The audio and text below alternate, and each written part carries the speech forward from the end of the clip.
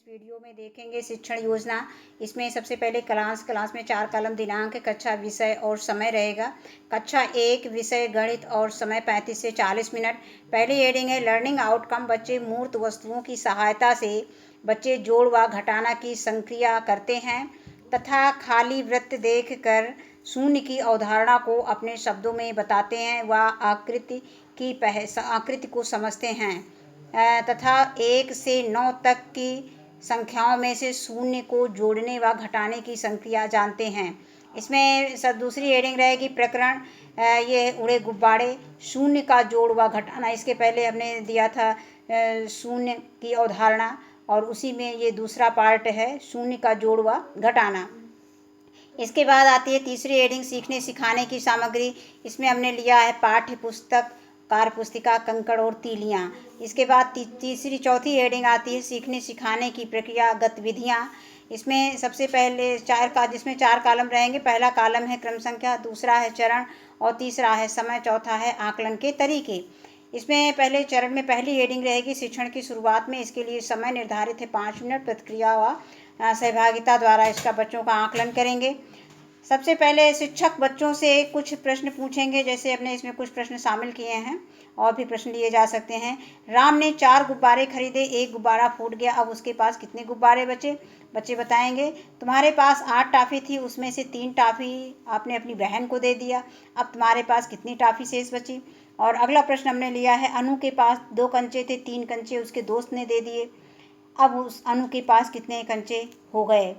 ये सब बच्चे बताएंगे। अब अगला प्रश्न आता है कि आपके पास 2 पेंसिल थी, दोनों पेंसिल स्कूल आते समय रास्ते में गिर गई, अब आपके पास कितनी पेंसिल शेष बची? अब इसके बाद आगे देखते हैं उपयुक्त प्रश्नों का उत्तर देने में शिक्षक बच्चों का पर्याप्त समय देंगे। यानी बच्चों जब उत्तर देंगे तो उनके लिए पर्याप्त समय होना चाहिए। बच्चे समझ के बताएंगे उसका उत्तर। इसके बाद अगली हेडिंग आती है शिक्षण के मध्य में। इसके लिए समय निर्धारित है 20 से 25 मिनट। अवलोकन व सहभागिता के द्वारा आकलन करेंगे। आता है अगला है शिक्षण के मध्य में शिक्षक बच्चों को बताएंगे कि किसी संख्या में शून्य जोड़ने व घटाने पर संख्या में कोई अंतर नहीं होता है, अर्थात किसी संख्या में शून्य जोड़ने व घटाने पर वही संख्या प्राप्त होती है। इस अवधारणा को पहले हम चित्र की सहायता से बच्चों को बताएंगे, इसके बाद अंकों के माध्यम से बताएंगे। जैसे हमने यहाँ पे 3 पेड़ में 0 जोड़ दिया है तो यहाँ पे हम बच्चों को बताएंगे कि यहाँ में 3 ही पेड़ मिलेगा। कहने का मतलब किसी भी संख्या में अगर हम 0 जोड़ देंगे तो हमें वही संख्या प्राप्त होगी। संख्या में कोई परिवर्तन नहीं होगा, न संख्या घटेगी न बढ़ेगी। अब इसके बाद हमने यहाँ पे 5 फ्लावर लिया है और 5 फ्लावर में 0 जोड़ दिया है तो यहाँ पर भी हमको 5 ही फ्लावर मिल रहे हैं।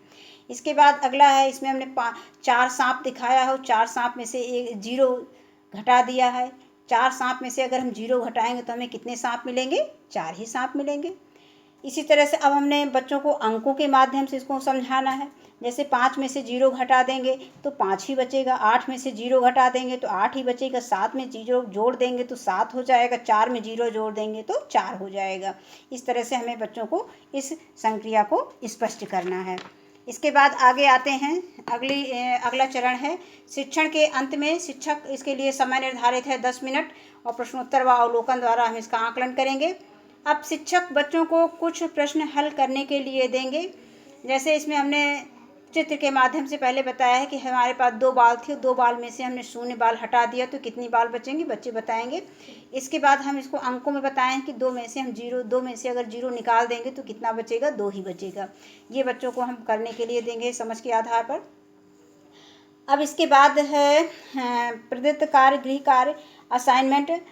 शिक्षक बच्चों को कार्य पुस्तिका में पेज संख्या 54 व पेज संख्या 55 घर से करके लाने को कहेंगे। इसके बाद अगली हेडिंग है अगली और अंतिम हेडिंग है शिक्षक की आगामी कार्य योजना। कक्षा शिक्षण के दौरान आकलन व फीडबैक में आई कठिनाइयों को ध्यान में रखकर आगामी कार्य योजना का निर्माण करेंगे। धन्यवाद।